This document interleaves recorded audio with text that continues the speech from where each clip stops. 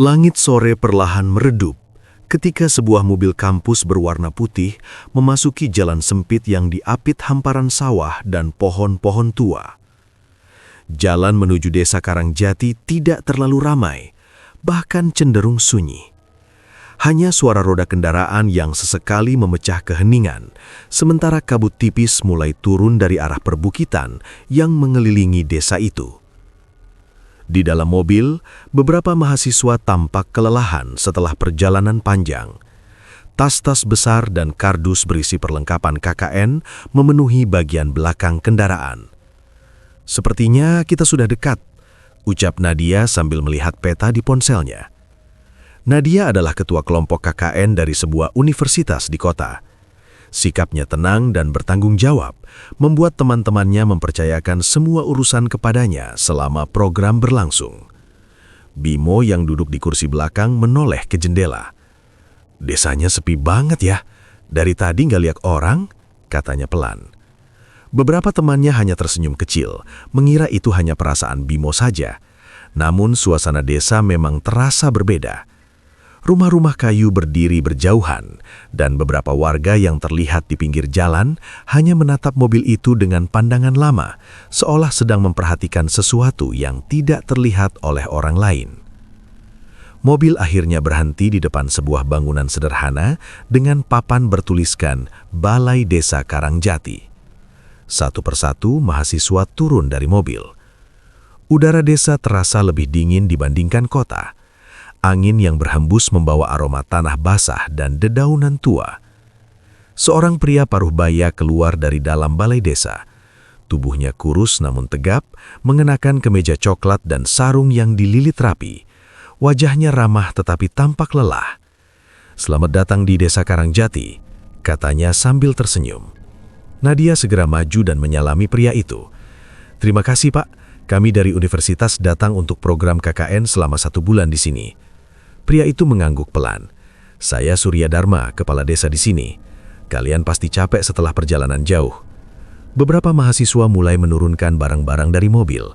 Suasana tampak biasa saja, namun di antara mereka ada satu orang yang sejak tadi lebih banyak diam. Namanya Raka Mahendra. Raka berdiri sedikit terpisah dari teman-temannya. Tatapannya menyapu area balai desa, lalu berhenti pada wajah Pak Surya. Ada sesuatu yang membuatnya merasa tidak nyaman. Pak Surya memang tersenyum ramah, tetapi wajahnya terlihat pucat. Matanya seperti orang yang kurang tidur, dan sesekali ia memegang bagian dadanya seolah menahan sesuatu. "Pak, apakah Bapak sedang tidak enak badan?" tanya Nadia dengan sopan. Pak Surya tersenyum kecil. "Tidak apa-apa, mungkin hanya kelelahan saja." Namun saat Pak Surya berbicara, Raka bisa melihat tangan pria itu sedikit gemetar. Beberapa warga desa mulai berdatangan ke balai desa. Mereka terlihat penasaran melihat kedatangan para mahasiswa. Seorang ibu tua berbisik kepada temannya sambil memandang rombongan mahasiswa. "Mahasiswa dari kota itu ya?" "Iya, katanya mau tinggal di sini sebulan." Bisikan mereka terdengar samar, namun tatapan para warga terasa cukup lama menempel pada rombongan mahasiswa itu. Di sudut halaman balai desa, berdiri seorang lelaki tua dengan tubuh kurus dan rambut putih yang diikat ke belakang. Namanya Mang Wirta. Ia adalah penjaga makam desa yang sudah tinggal di Karangjati sejak puluhan tahun lalu. Tatapan Mang Wirta tidak tertuju pada rombongan mahasiswa secara keseluruhan, melainkan hanya pada satu orang, Raka. Mata lelaki tua itu menyipit seolah sedang mencoba membaca sesuatu yang tidak terlihat. Raka yang menyadari tatapan itu perlahan menoleh. Beberapa detik mata mereka bertemu. Mang Wirta lalu tersenyum tipis, namun senyum itu tidak sepenuhnya terasa hangat. Pak Surya kemudian mempersilahkan para mahasiswa masuk ke dalam balai desa untuk beristirahat sejenak. "Posko kalian ada di rumah kosong dekat masjid. Nanti malam saya antar ke sana," katanya. Bimo menghela nafas lega. "Untung ada tempat tinggal. Dari tadi saya kira kita bakal tidur di balai desa."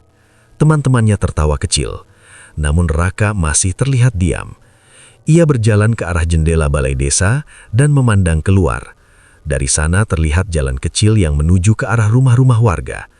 Beberapa anak kecil bermain di kejauhan, tetapi suasana desa tetap terasa aneh baginya. Nadia mendekat. "Kamu kenapa dari tadi diam saja?" tanyanya.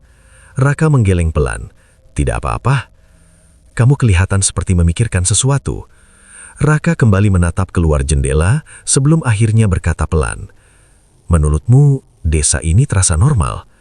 Nadia sedikit bingung dengan pertanyaan itu. "Maksudmu?" Raka tidak langsung menjawab.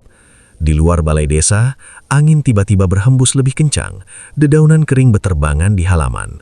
Tatapan Raka kembali mengarah pada Pak Surya yang sedang berbicara dengan beberapa warga.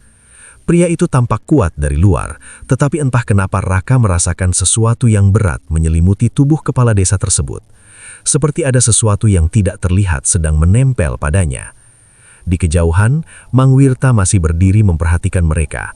Lelaki tua itu kemudian berjalan perlahan mendekati pintu balai desa. Langkahnya pelan namun pasti.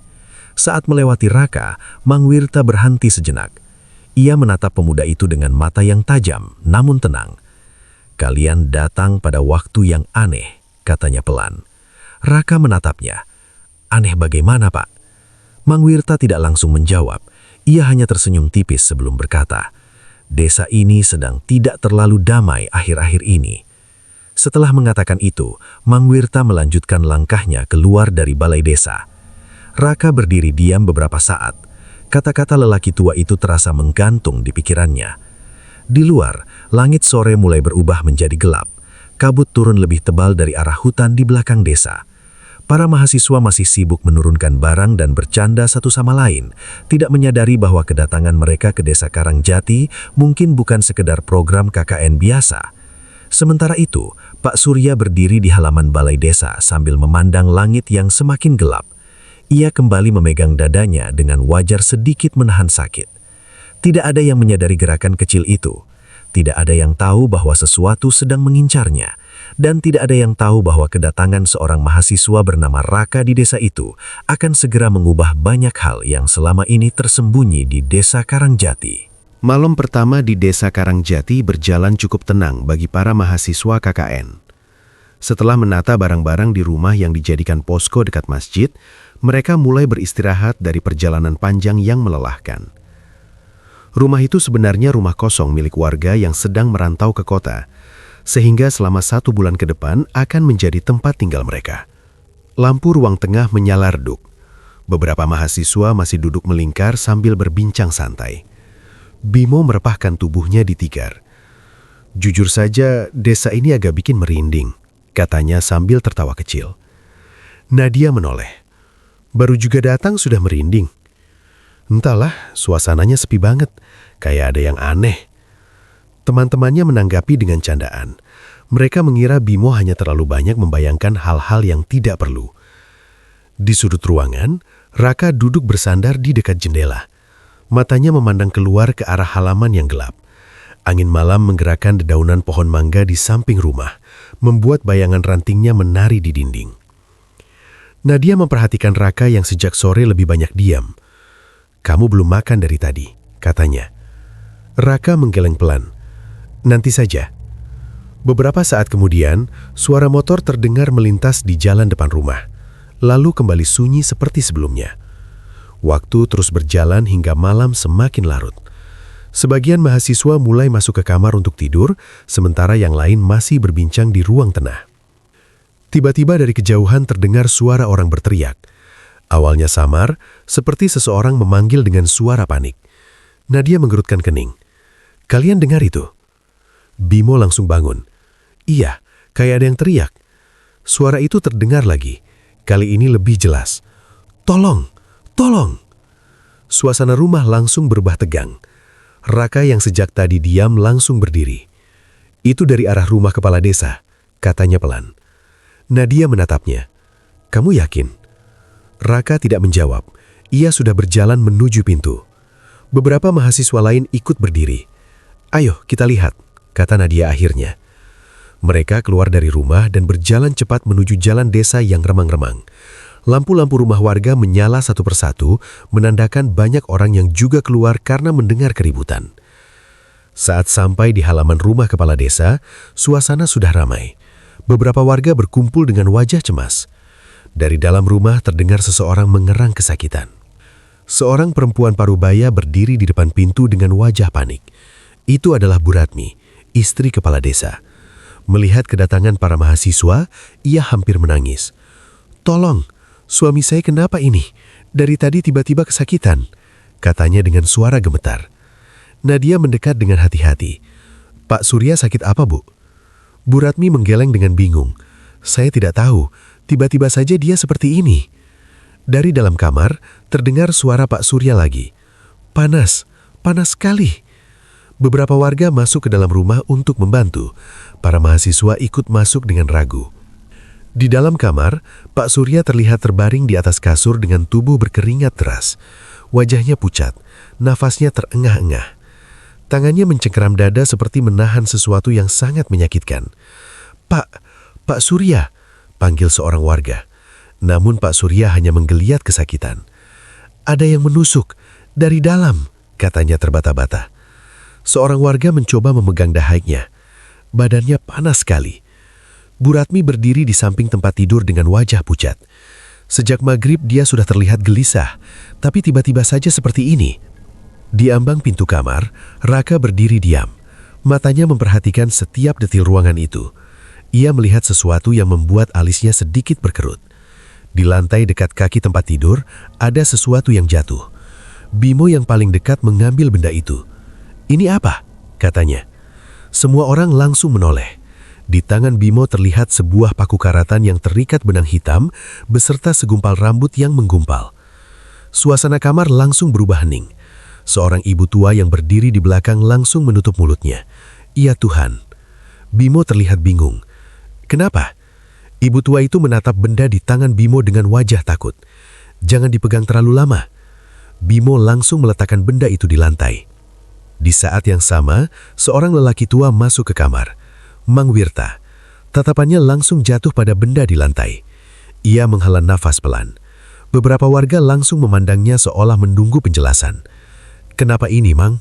tanya salah satu warga. Mang Wirta tidak langsung menjawab. Ia jongkok perlahan lalu menatap paku dan rambut itu beberapa detik.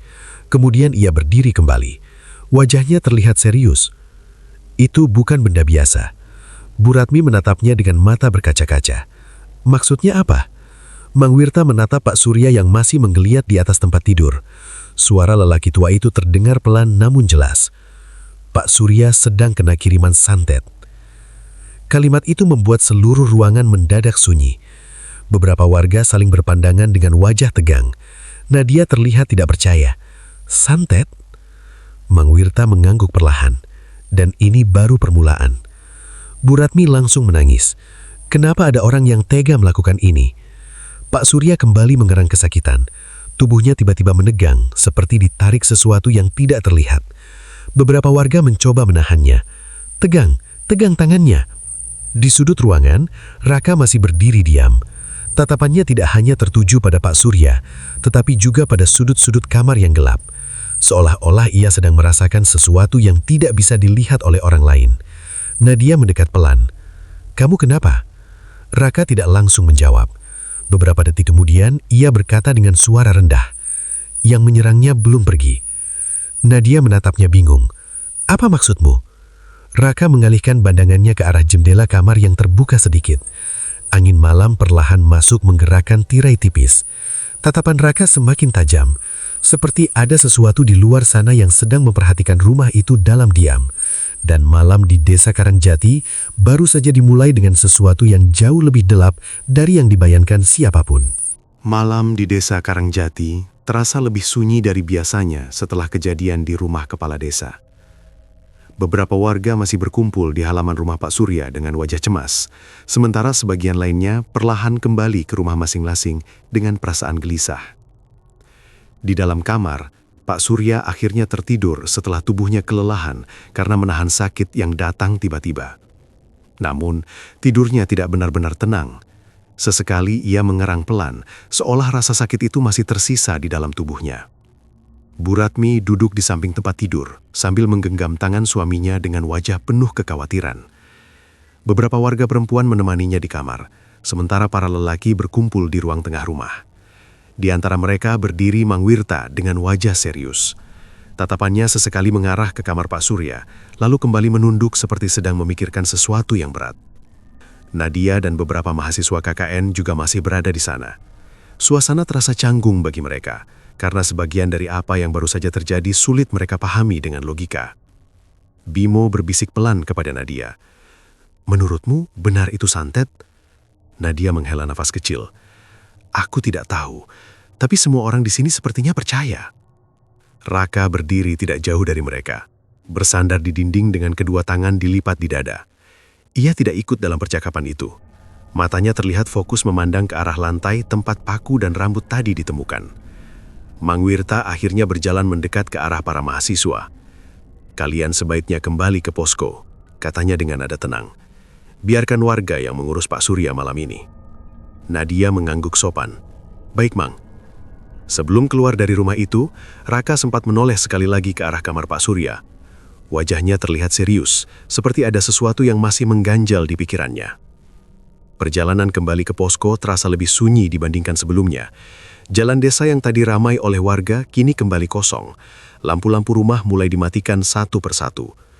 Bimo berjalan paling belakang sambil menoleh ke kiri dan kanan. "Entah kenapa rasanya merinding sejak dari rumah kepala desa tadi," katanya. Tidak ada yang menanggapi.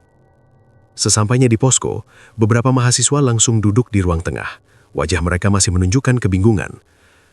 "Kalau benar santet, berarti ada orang yang sengaja mencelakai Pak Surya," kata salah satu mahasiswa bernama Aldi. "Kenapa kepala desa diserang seperti itu?" tanya yang lain. Nadia memijat pelipisnya. "Sudahlah, kita jangan terlalu banyak berspekulasi dulu.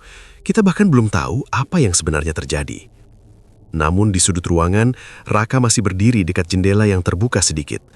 Angin malam masuk perlahan membawa udara dingin. Nadia memperhatikannya lagi. "Kamu dari tadi diam saja," katanya sambil mendekat. Raka menoleh pelan. "Kamu percaya santet?" tanya Nadia. Raka tidak langsung menjawab. Ia justru melihat ke arah halaman rumah yang gelap. Beberapa detik kemudian ia berkata pelan, "Yang terjadi pada Pak Surya bukan sakit biasa." Nadia mengerutkan kening. "Kamu juga berpikir itu santet?" Raka mengangguk sedikit. "Iya." Jawaban itu membuat Nadia terdiam beberapa saat. "Kamu yakin?" Raka menarik naas pelan sebelum menjawab. "Ada tanda-tandanya." Bimo yang mendengar percakapan itu langsung mendekat. "Tanda apa?" Raka berjalan ke meja lalu duduk perlahan. Paku karatan yang diikat benang hitam, rambut yang digumpalkan, itu biasanya digunakan dalam kiriman ilmu hitam. Suasana ruang tengah mendadak sunyi. Aldi menatapnya heran. "Kamu tahu dari mana semua itu?" Raka terdiam sejenak sebelum menjawab. "Dulu kakekku sering mengobati orang yang terkena kiriman seperti itu." Beberapa mahasiswa langsung saling berpandangan. Bimo terlihat sedikit gugup. "Jadi maksudmu, kamu pernah melihat hal seperti ini sebelumnya?" Raka mengangguk sedikit. "Iya, beberapa kali." Nadia duduk di kursi di depannya. "Kalau benar santet, apakah itu bisa disembuhkan?" Raka menunduk sebentar sebelum menjawab. "Bisa, tapi tidak selalu mudah." "Kenapa?" Raka mengangkat pandangannya. "Karena santet tidak berhenti hanya dengan satu serangan." Kalimat itu membuat beberapa mahasiswa menelan ludah. Bimo mencoba tertawa kecil untuk mencairkan suasana. "Kamu ini serius sekali. Kita kan mahasiswa, bukan dukun." Namun Raka tidak ikut tertawa. Tatapannya justru mengarah kembali ke jendela. Angin malam kembali berhembus pelan. "Kalian merasakan sesuatu sejak dari rumah kepala desa tadi?" tanya Raka tiba-tiba. Aldi mengangkat bahu. "Maksudmu apa?" Raka berkata pelan. "Perasaan seperti sedang diperhatikan." Semua orang langsung diam. Bimo mencoba bersikap santai. Mungkin coba perasaanmu saja." Namun saat itu juga terdengar suara benda jatuh dari dapur. Semua orang langsung menoleh bersamaan. Nadia berdiri. "Ada apa itu?" Bimo berjalan perlahan menuju dapur. Ketika ia sampai di pintu dapur, tidak ada siapa-siapa di sana. Hanya sebuah gelas yang terjatuh dari meja. Bimo kembali ke ruang tengah. Mungkin tadi tersenggol. Namun Raka masih menatap ke arah dapur dengan wajah serius. Nadia memperhatikannya. "Kamu merasakan sesuatu lagi?" Raka mengangguk sangat pelan. "Ada sesuatu yang mengikuti kita sejak dari rumah kepala desa tadi." Bimo langsung merinding. "Jangan bercanda." Raka tidak lihat bercanda sama sekali. Ia berdiri lalu berjalan mendekati pintu rumah. Beberapa detik ia hanya berdiri di sana, seolah sedang mendengarkan sesuatu di luar. Kemudian ia berkata pelan tanpa menoleh. Orang yang mengirim santet itu masih mencoba menyerang Pak Surya. Nadia menatapnya bingung. "Kamu tahu dari mana?" Raka membuka pintu sedikit dan memandang ke arah jalan desa yang gelap. Kirimannya belum berhenti. Angin malam berhembus lebih dingin. Raka perlahan menutup pintu kembali. Ia menoleh kepada teman-temannya dengan wajah yang jauh lebih serius dari sebelumnya. Dan kalau aku tidak salah, serangan berikutnya akan datang malam ini juga. Malam di desa Karangjati semakin larut. Jalanan desa yang sempit sudah kembali sunyi setelah keributan di rumah kepala desa beberapa jam sebelumnya. Lampu-lampu rumah warga sebagian besar telah padam, menyisakan beberapa cahaya temaram yang menerangi jalan tanah yang membelah desa itu. Di posko KKN, sebagian mahasiswa sudah mencoba beristirahat. Namun tidak semua orang bisa tidur dengan tenang setelah kejadian yang mereka saksikan. Ruang tengah rumah masih diterangi satu lampu gantung yang cahayanya redup. Nadia duduk di kursi sambil memegang ponsel, tetapi pikirannya jelas tidak fokus pada layar. Bimo berbaring di tikar sambil menatap langit-langit rumah. "Kalau dipikir-pikir, kejadian tadi aneh sekali," katanya pelan. Nadia menatapnya. "Kamu masih memikirkan itu?" "Ya jelas, tiba-tiba saja kepala desa kesakitan, lalu ada paku sama rambut di lantai. Terus dibilang santet." Bimo menghela napas panjang. "Kalau benar santet, berarti ada orang yang sengaja ingin mencelakai beliau." Nadia tidak menjawab. Ia sebenarnya juga memikirkan hal yang sama. Di sudut ruangan, Raka masih duduk di dekat jendela seperti sebelumnya.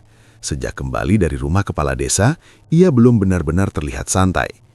Matanya beberapa kali mengarah keluar jendela yang hanya menunjukkan halaman gelap dengan bayangan pohon yang bergoyang tertiup angin malam. Bimo akhirnya duduk. "Kamu tidak tidur, Rak?" Raka menggeleng. "Belum." "Kenapa?" Raka tidak langsung menjawab. Ia hanya menatap ke arah jalan desa yang nyaris tidak terlihat dalam kegelapan. Beberapa detik kemudian ia berkata pelan, "Aku merasa sesuatu akan terjadi malam ini." Bimo menghela napas kecil. "Kamu ini bikin suasana makin seram saja." Namun belum lama percakapan itu berlangsung, tiba-tiba terdengar suara ketukan dari pintu depan. Tok, tok, tok. Ketukan itu keras dan jelas. Semua orang langsung terdiam. Nadia menoleh ke arah pintu. "Kalian dengar itu?" Bimo berdiri perlahan. "Siapa yang datang malam-malam begini?"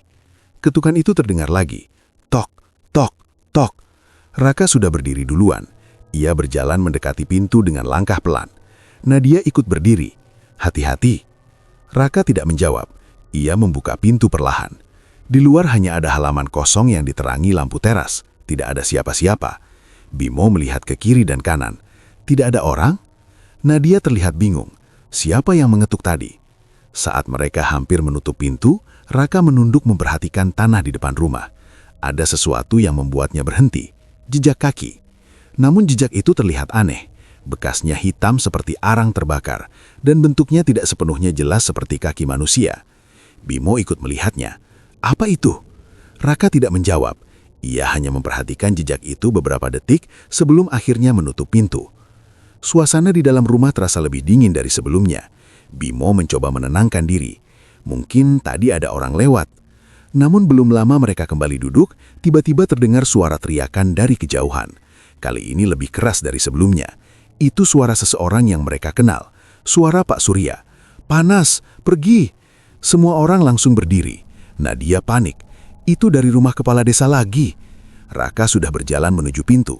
Dia diserang lagi.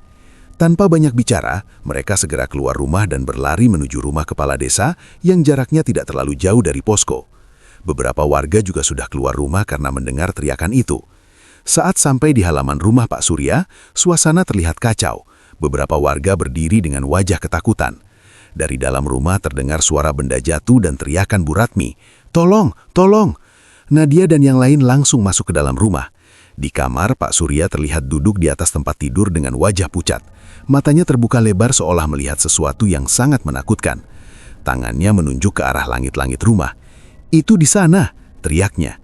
Semua orang otomatis menoleh ke atas, namun tidak ada apa-apa. Hanya langit-langit kayu tua yang terlihat biasa. Bu Ratmi memegang bahu suaminya. "Ada apa, Pak? Apa yang Bapak lihat?" Pak Surya gemetar. "Perempuan, rambutnya panjang, dia di atas." Beberapa warga langsung mundur dengan wajah pucat. Seorang ibu berbisik dengan suara takut, "Makhluk kiriman." Mang Wirta yang baru saja masuk ke kamar langsung melihat ke arah langit-langit. Wajahnya berubah serius. Raka berdiri tidak jauh dari tempat tidur. Tatapannya tidak berpindah dari arah atas kamar. Beberapa detik suasana benar-benar hening. Lalu tiba-tiba lampu kamar berkedip sekali. Angin dingin berhembus masuk dari jendela yang terbuka. Pak Surya menjerit lagi. "Itu dia turun." Beberapa warga mulai panik. Namun Raka justru melangkah lebih dekat ke tengah kamar. Matanya tetap menatap langit-langit kamar, seolah ia benar-benar melihat sesuatu di sana.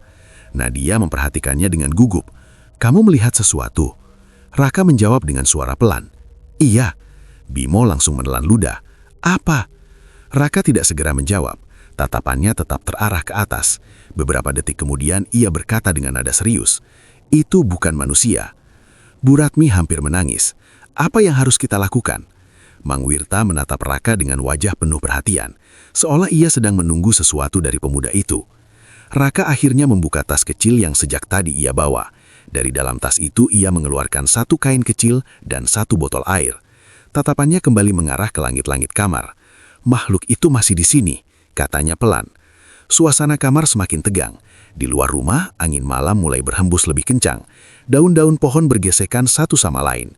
Dan tanpa disadari oleh sebagian besar orang di dalam rumah itu, sesuatu yang tidak terlihat sedang bergerak perlahan di atas mereka, seolah menunggu saat yang tepat untuk menyerang lagi.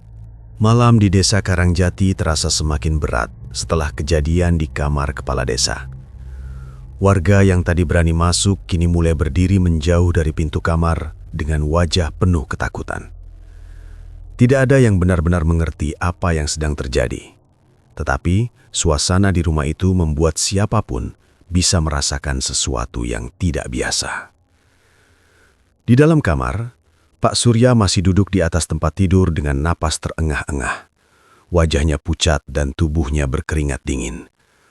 Tangannya masih menunjuk ke arah langit-langit rumah, meskipun apa yang ia lihat tidak terlihat oleh sebagian besar orang yang berada di ruangan itu. Bu Ratmi memegang bahu suaminya dengan tangan gemetar. "Tidak ada apa-apa di sana, Pak. Tidak ada," katanya mencoba menenangkan. Namun Pak Surya menggeleng dengan mata yang masih penuh ketakutan. "Dia masih di sana. Dia melihat kita." Beberapa warga yang mendengar itu langsung mundur beberapa langkah. Mang Wirta berdiri di dekat pintu kamar dengan wajah serius. Matanya perlahan beralih kepada Raka yang sejak tadi memperhatikan langit-langit tanpa berkedip. Pemuda itu terlihat jauh lebih tenang dibandingkan orang lain di ruangan itu. Raka kemudian menoleh kepada Bu Ratmi. "Bu, kita tidak bisa membiarkan Pak Surya tetap di dalam kamar ini," katanya pelan. Bu Ratmi menatapnya bingung. "Maksudmu?" "Makhluk yang menyerangnya masih berada di sekitar rumah ini." Kalimat itu membuat beberapa warga saling berpandangan dengan wajah tegang. Mang Wirta akhirnya berjalan mendekat. "Kamu bisa melihatnya?" tanyanya pelan kepada Raka. Raka mengangguk sedikit. "Tidak sepenuhnya jelas, tapi aku bisa merasakan keberadaannya." Mang Wirta memperhatikan pemuda itu beberapa detik sebelum akhirnya berkata, "Kalau begitu, kita harus mengusirnya sebelum dia menyerang lagi." Raka menghela napas pelan. "Bukan hanya mengusir, kita harus memutus jalur kirimannya." Bu Ratmi yang mendengar percakapan itu langsung mendekat. "Tolong, selamatkan suami saya." Raka menatap wajah perempuan itu dengan tenang. "Saya akan mencoba." Beberapa warga kemudian membantu memindahkan Pak Surya keluar dari kamar menuju ruang tengah rumah. Tubuh kepala desa itu masih lemas, namun ia terlihat sedikit lebih tenang setelah menjauh dari kamar. Di halaman rumah, angin malam berhembus cukup kencang. Pohon-pohon di sekitar rumah bergoyang pelan, menciptakan bayangan yang bergerak di tanah. Raka berjalan ke halaman sambil membawa tas kecil miliknya. Beberapa warga mengikuti dari belakang dengan wajah penasaran dan cemas. Mang Wirta berdiri tidak jauh darinya. "Kamu tahu apa yang harus dilakukan?" tanya lelaki tua itu. Raka mengangguk pelan.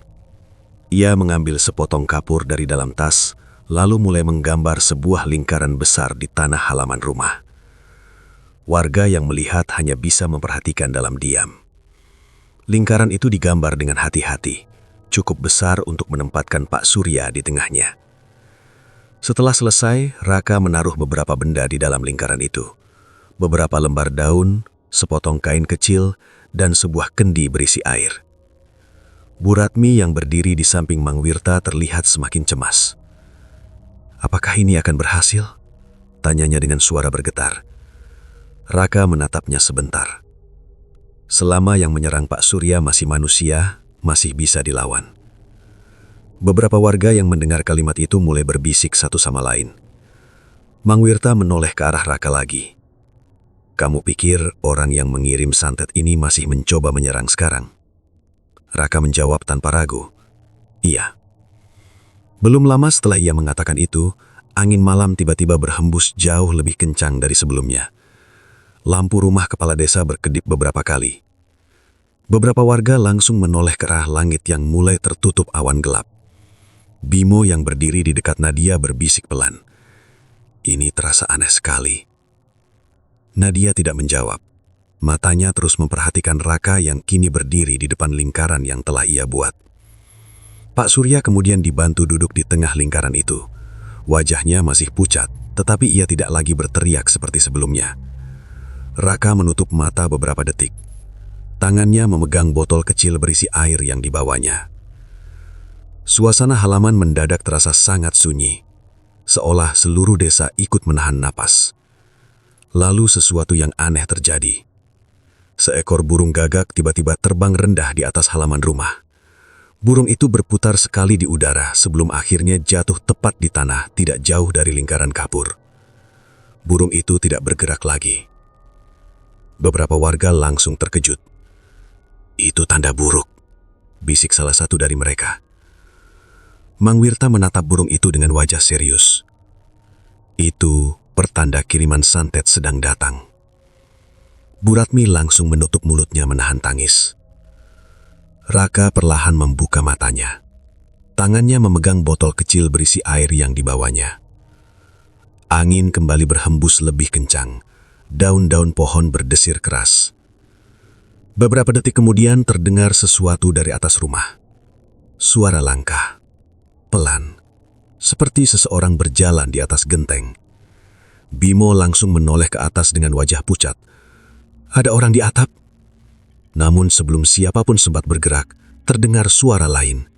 Suara tawa, tipis, pelan, namun cukup jelas untuk didengar oleh seluruh orang di halaman itu. Suara tawa seorang perempuan.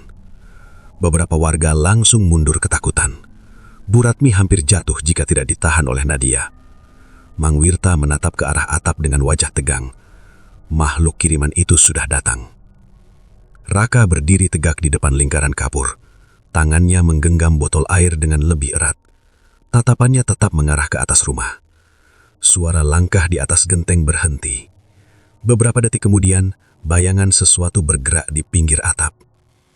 Angin malam tiba-tiba terasa jauh lebih dingin. Raka menarik napas dalam. Kemudian ia berkata dengan suara yang tenang namun tegas, "Malam ini, aku akan menghentikan serangan ini." Angin malam di desa Karangjati berhembus semakin kencang. Halaman rumah kepala desa yang tadi dipenuhi warga kini terasa jauh lebih sunyi, meskipun banyak orang masih berdiri di sana.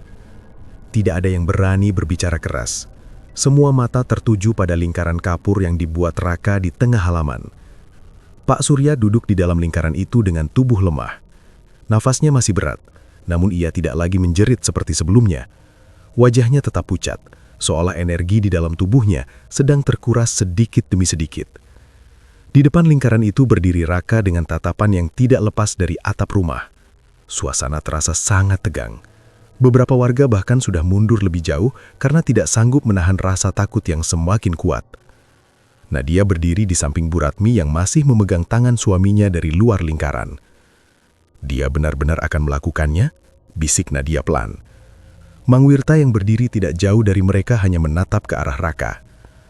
Anak itu bukan orang biasa, jawabnya lirih. Di atas rumah, suara langkah yang tadi terdengar kini berhenti. Hanya suara angin yang berdesir melewati pohon-pohon tua di sekitar halaman. Namun keheningan itu tidak berlangsung lama. Tiba-tiba sesuatu bergerak di atas genteng. Awalnya hanya bayangan samar, seperti kabut hitam yang merayap perlahan di tepi atap rumah. Beberapa warga yang melihatnya langsung menahan napas. "Itu, apa itu?" bisik seseorang dengan suara gemetar. Kabut hitam itu semakin jelas. Bentuknya perlahan menyerupai sosok yang tidak sepenuhnya utuh. Rambut panjang terurai menutupi sebagian wajahnya, sementara tubuhnya seperti bayangan yang bergerak tanpa bentuk yang jelas. Makhluk itu merayap perlahan di atas genteng sambil mengeluarkan suara lirih yang membuat bulu kuduk siapapun yang mendengarnya berdiri. Bu Ratmi langsung menutup mulutnya. "Itu yang dilihat suami saya tadi." Pak Surya yang berada di dalam lingkaran tiba-tiba kembali gemetar. Matanya terbuka lebar menatap ke arah atap. "Dia datang lagi," katanya dengan suara lemah.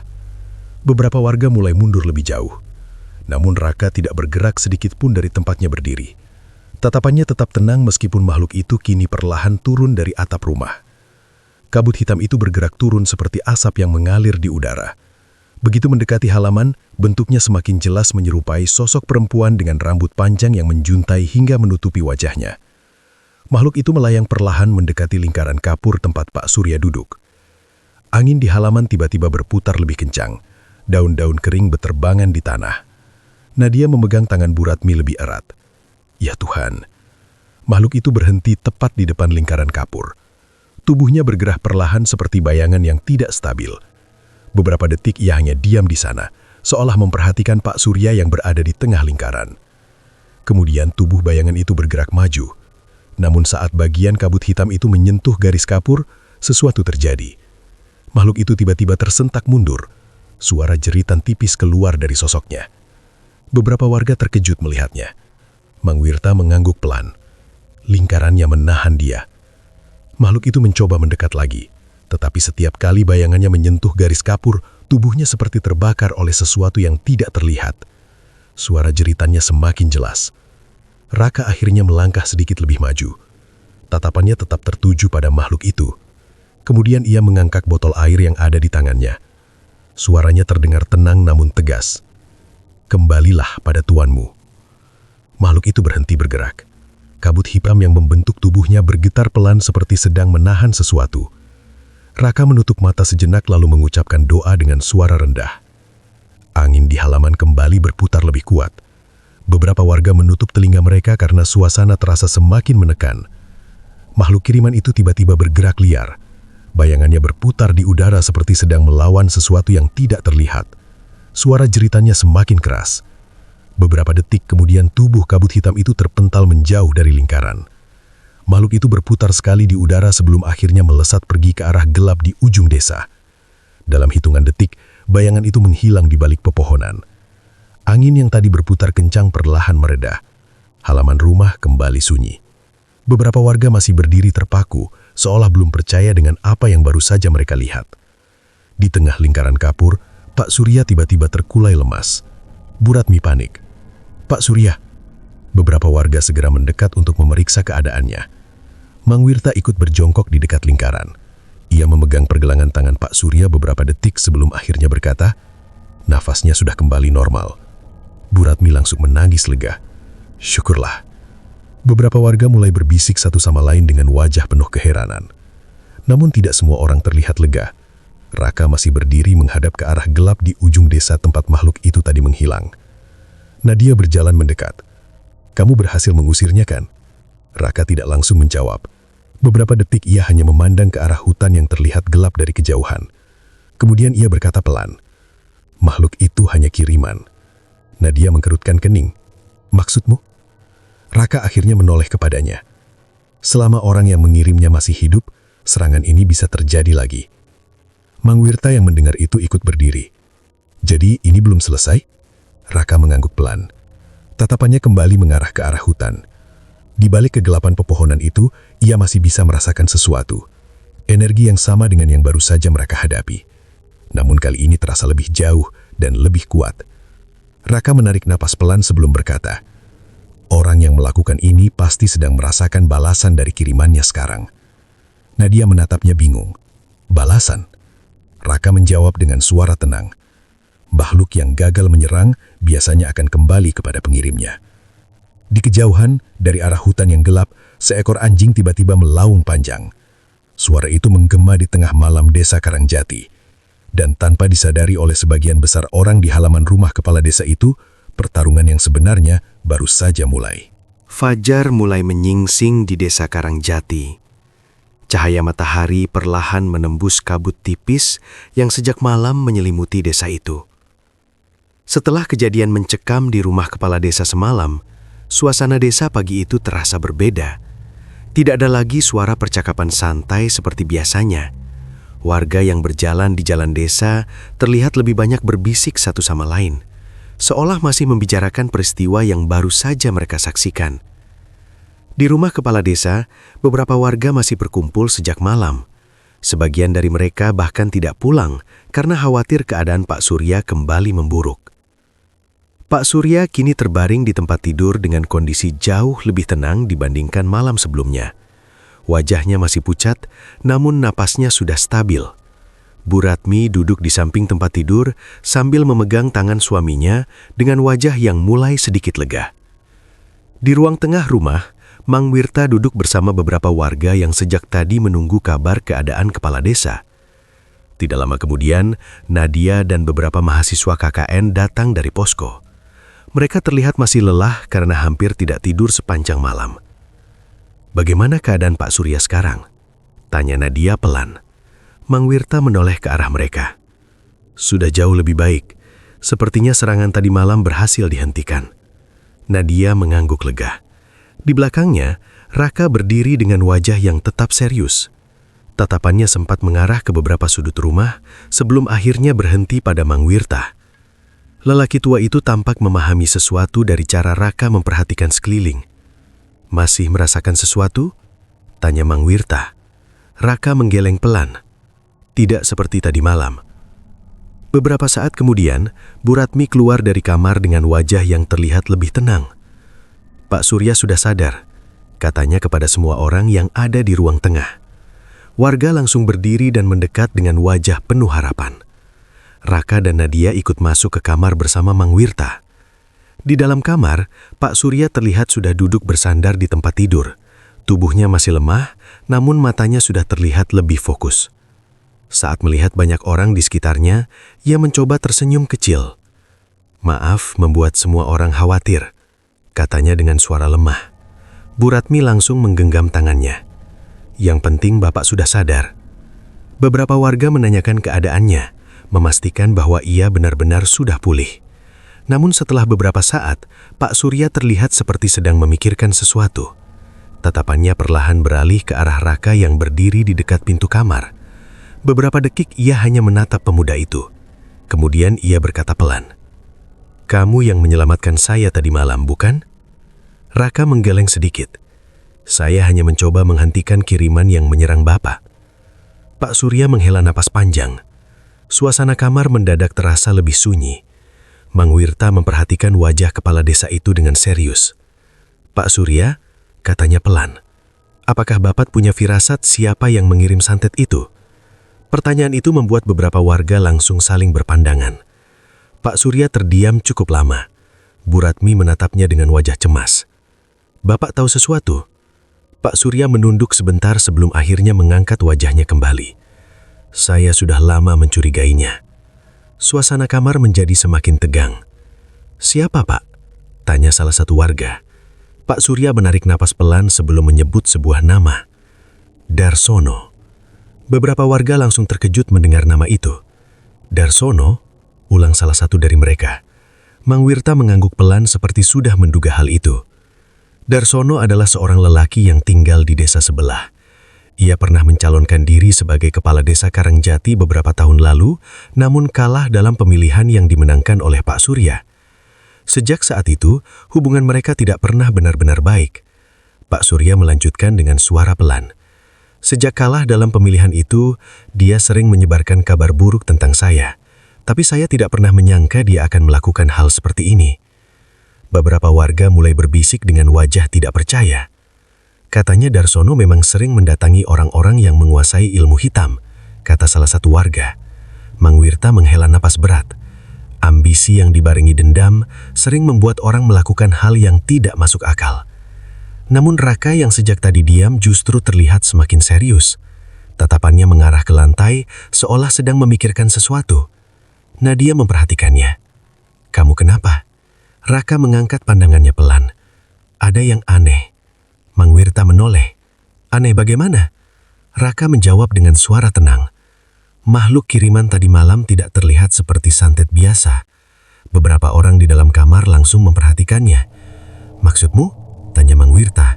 Raka menatap ke arah jendela kamar yang menghadap ke luar desa.